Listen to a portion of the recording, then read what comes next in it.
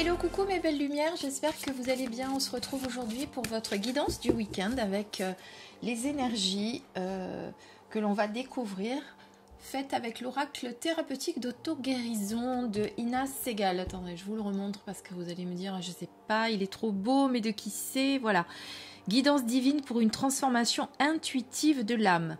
Donc vous l'aurez compris, les guidances sur ma chaîne, c'est plutôt pour vous faire évoluer, pour vous faire grandir, pour vous aider à comprendre ce qui bloque avant tout.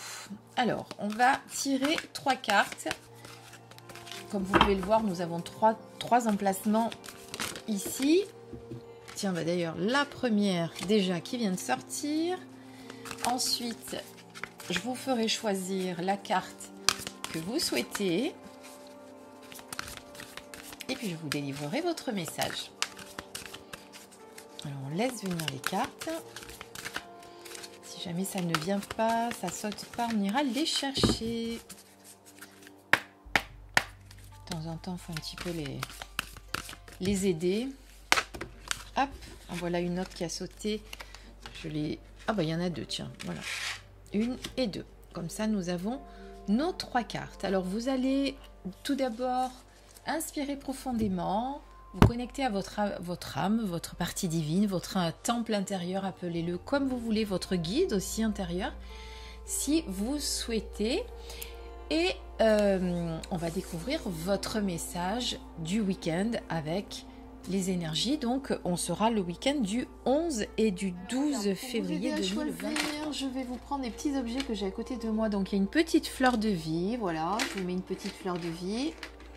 Là, je vous mets une petite clé avec un cœur. Et ensuite, qu'est-ce que je vais vous mettre? Non, je ne vais pas vous remettre une clé. Je vais vous mettre un ange. Tiens, voilà. Donc, vous avez 3 choix. La fleur de vie, la clé avec le petit cœur ou l'ange. Et on va découvrir les messages que vous avez besoin d'entendre. S'il y a besoin de compléter, je compléterai bien évidemment pour avoir un message beaucoup plus explicite si ça ne suffit pas. Alors, on va commencer avec la carte 1. Je vous mettrai bien entendu le timer dessous, comme ça vous irez directement à votre choix sans entendre mes petits blabla. Pour ceux qui ont choisi l'arbre de vie, regardons tout de suite votre message. Marchandage. Alors c'est marrant cette carte, ça fait 2 fois que je la sors aujourd'hui puisque j'ai également fait une guidance sur TikTok. Pour ceux qui ne le savent pas, je suis présente sur TikTok, vous pouvez aller voir mon compte, vous abonner et me suivre si cela vous dit. Eh bien, je viens d'en parler. Donc marchander, c'est, vous savez, comme un marchand, c'est je marchande, Alors on va peut-être voir dans quel domaine vous êtes en train de marchander. Hop, allez, il y a une carte qui veut venir et on est dans la tentation. Alors marchander, c'est, vous savez, comme un marchand qui va essayer de négocier un prix, c'est discuter longuement pour essayer d'avoir le meilleur prix, etc. Donc c'est ce que vous faites aujourd'hui un petit peu avec vous-même, vous voyez. C'est-à-dire que vous avez du mal à défendre vos intérêts, à défendre vos points de vue, vous êtes toujours en train de marchander. C'est un peu le marchandage, c'est un peu de la manipulation quelque part. Hein. Et peut-être que vous le faites pas forcément avec les autres, mais c'est surtout avec vous que vous le faites. D'accord? C'est-à-dire que aujourd'hui, vous êtes peut-être dans une situation, une relation, que ce soit une relation sentimentale, une situation professionnelle ou dans laquelle vous ne vous sentez pas épanoui et vous êtes toujours en train d'essayer de marchander, on va dire, vous voyez le terme, pour vous dire oui mais bon j'y reste peut-être parce que vous voyez, pour trouver, toujours essayer de trouver une bonne excuse pour rester dans cette situation, alors que parfois, eh bien, savoir tout simplement que c'est plus adapté à nous et qu'on doit partir et qu'on doit changer, eh bien, c'est plus simple. C'est regarder un petit peu la vérité en face aussi. Hein. Le marchandage, c'est d'arrêter de ne pas être honnête avec soi-même. D'accord ? Donc, vous avez des choix à faire. Et ces choix, il va falloir les faire. Voilà ce qu'on vous dit en tout cas pour ce week-end. Alors, on va essayer pour voir peut-être de compléter avec une autre carte. Comme ça, vous aurez un double message. Peut-être que ça va nous dire dans quel domaine vous avez tendance à marchander. Alors, on va peut-être voir dans quel domaine Vous êtes en train de marchander. Hop, allez, il y a une carte qui veut venir. Et on est dans la tentation. Bien, justement, cette carte vous dit de ne pas vous laisser tenter. Hein, c'est-à-dire, ça rejoint exactement ce qu'on disait. Alors, on ne voit pas dans quel domaine plus que ce qu'on avait tout à l'heure. Hein. Vous allez l'adapter en fonction de votre domaine à vous qui vous parle. Mais c'est-à-dire que vous pourriez vous laisser tenter par quelque chose qui ne vous correspond pas. Et c'est pour ça que vous êtes toujours en train de marchander, de négocier, de trouver des excuses, etc. Donc, arrêtez d'être dans le non-dit. Voyez la vérité en face. Voyez les choses de façon honnête, et s'il y a des décisions tranchantes à faire, à prendre, eh bien il va falloir faire ses choix à un moment donné. Voilà, ça sert à rien de se laisser tenter vers quelque chose qui ne nous correspond pas, ça ne sert à rien de rester dans des situations qui ne sont plus pour nous. À un moment donné, il est nécessaire de faire des choix. En quelque sorte, on vous dit de regarder la situation, d'accord, de peser le pour et le contre, d'être honnête, surtout envers vous-même, et à un moment donné, d'emprunter la meilleure voie pour vous, celle qui vous correspond, celle qui est pour vous, celle qui sera alignée avec vos choix, vos convictions. Voilà, arrêtez de marchander, c'est bien ça. On regarde maintenant le choix numéro 2 avec la petite clé et le cœur pour voir ce que vous avez comme message. Regardons tout de suite les messages qui vous attendent. Évidemment, je la mets toujours dans le mauvais sens. Victimisation. Alors la victimisation, c'est quelque chose qu'on reproduit souvent. Hein. On prend les choses pour soi, on se pose en victime. Et souvent, la victimisation, elle vient du fait qu'on a du mal à pardonner. Et quand on ne pardonne pas, on se pose en victime. Vous savez que souvent, dans les guidances, je vous dis, essayez d'accorder votre pardon. Alors le pardon, c'est pas faire comme si plus rien n'existait, faire comme si la situation ou la blessure n'avait jamais existé. Attention, ce n'est pas ça le pardon. Hein. D'ailleurs, j'avais vu il n'y a pas très longtemps un reportage, ou je ne sais plus, sur le pardon, sur YouTube, je crois, où quelqu'un parlait du pardon, je ne sais plus. Pardonner, c'est bien, parce que ça vous permet d'être en paix avec vous-même. C'est surtout à soi qu'on doit pardonner des fois, d'avoir accepté des situations qui ne nous correspondaient pas, d'avoir accepté qu'on nous parle mal, d'avoir accepté qu'on nous rabaisse plus bas que terre et de n'avoir rien fait. Voilà, ça peut être quelque chose que l'on peut faire. C'est justement pardonner pour apprendre à passer à autre chose et pour ne plus être lié à cette situation. Voilà ce que c'est le pardon. Par contre, pardonner, je vais y arriver, ça fait beaucoup de pardon. Par contre, pardonner ne veut pas dire, on fait comme si de rien n'était, on est bons potes et allez, on oublie tout. Non, j'ai pas dit ça, attention, le pardon, c'est pas ça. Hein. Pardonner, c'est déjà se respecter aussi, hein, pardonner, et après se dire, voilà, je te pardonne, je me pardonne, mais par contre maintenant, fais ton chemin, je veux plus avoir affaire avec toi. C'est décidé. Après, c'est votre choix. Si vous voulez pardonner et refaire confiance, c'est aussi un choix possible. Mais je dis ça surtout parce que c'est important, parce que des fois, quand on a eu des grosses blessures avec quelqu'un, on imagine que, quand je dis il faut pardonner, on imagine que ça veut dire on fait comme si de rien s'était passé, on oublie tout. Non. C'est pas ça, pardonner. Pardonner, c'est pour que vous arriviez à vous libérer de la situation.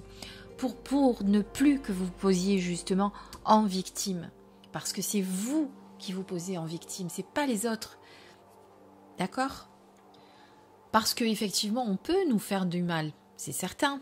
Mais le problème, c'est quand c'est nous qui nous positionnons en tant que victime. Comme je vous dis souvent, c'est la manière dont on... comment trouver le mot exact ? C'est la manière dont on interprète la situation. D'accord ? Alors je dis ça... Mais moi aussi, j'ai eu mes déboires avant, avec mes soucis, où les gens ont profité de ma gentillesse, etc. Attention, hein, je ne dis pas que je suis une sainte et que j'ai toujours tout pardonné, etc. C'est pas ce que je dis.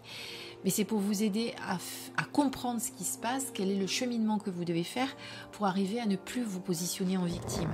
Et c'est aussi pour arrêter de dire « Oh là là, la vie est injuste, trop de choses m'arrivent à moi, l'univers s'est ligué contre moi » et de pointer les autres, de chercher toujours à l'extérieur la faute sur quelqu'un d'autre. Non, ça ne sert à rien d'aller la chercher ailleurs, la faute. Elle est souvent à l'intérieur de nous. D'accord ?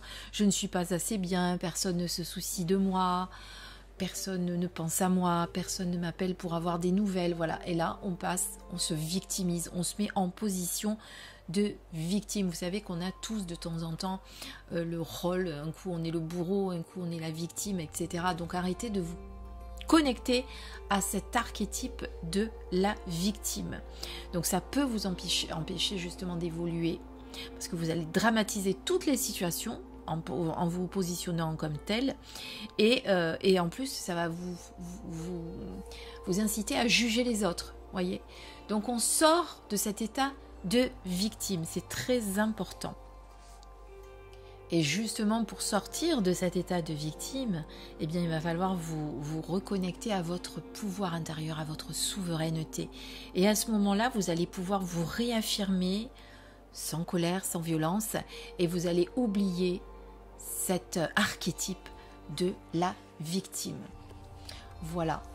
Ensuite, eh bien, on va peut-être faire comme l'autre quand même. Vous tirez une seconde carte. J'ai envie de faire ça. C'est-à-dire que pour chaque tirage, on va avoir 2 cartes. Comme ça, vous aurez un message complet pour ce week-end. Hop. Qu'est-ce qu'on nous dit ? Ah bah décidément. Alors ceux qui ont choisi cette carte, ce choix-là, c'est la victimisation et l'auto-sabotage. Hein. Alors on y va gaiement là. Hein. Donc pour ce week-end, on arrête de faire ça. Hein. Là, c'est pour vous faire prendre conscience qu'il faut arrêter ces vieux schémas qui ne vous servent à rien. Hein. Parce que l'active victimisation va vraiment avec l'auto-sabotage. C'est ce que je vous disais tout à l'heure, je suis bon à rien ou je suis bonne à rien, personne ne m'aime, tout le monde m'en veut. C'est de l'auto-sabotage. Hein. Je n'y arriverai pas et de toute façon, je ne suis pas assez forte pour ou fort. On arrête tout ça. Voilà, ce week-end, il va falloir travailler là-dessus. Voilà le message pour ceux qui ont choisi ce petit objet. C'est vraiment arrêter de s'auto-saboter, arrêter de se victimiser, arrêter et vraiment vous reconnecter, comme je vous ai dit tout à l'heure, à votre pouvoir souverain pour pouvoir reprendre confiance et vous dire que voilà, personne ne vous déteste, personne ne vous... comment vous expliquer ça, personne ne s'acharne contre vous, ni l'univers, ni les gens. Voilà. Mais c'est vous qui, pour l'instant, répétez des schémas et qui restez bloqué dans ces schémas. Donc, il faut vraiment en sortir. D'accord ? Donc voilà, c'est vraiment des messages d'auto-guérison, hein, vous l'avez remarqué avec cet oracle. On apprend vraiment à sortir de ces schémas négatifs dans lesquels on se trouve. Je ne suis pas en train de vous raconter de bisounours là, hein. Vous êtes d'accord avec moi, hein. On va découvrir le choix numéro 3 pour ceux qui ont choisi le petit ange. De toute façon, être toujours dans le monde des bisounours et vous bercer dans ces illusions, ça ne sert à rien. Voilà, c'est pour ça que de temps en temps, mettre un peu le nez dans ce qui ne va pas, c'est toujours bien pour évoluer. Hein, c'est ça qui est intéressant. Alors là, on dit de croire en vos rêves. Et ça, c'est important. Vous voyez qu'on n'a pas que des cartes négatives. Malgré tout, on vous dit de croire en vos rêves, de matérialiser dans la matière vos rêves, de ne pas les laisser juste à l'état de rêve, justement. Et de vous dire que quand on croit à quelque chose, quand on a confiance, tout est possible. Il suffit juste d'avoir cette foi inébranlable. Et ça, c'est très important aussi. Parce que souvent... on ne se croit pas capable justement de certaines choses.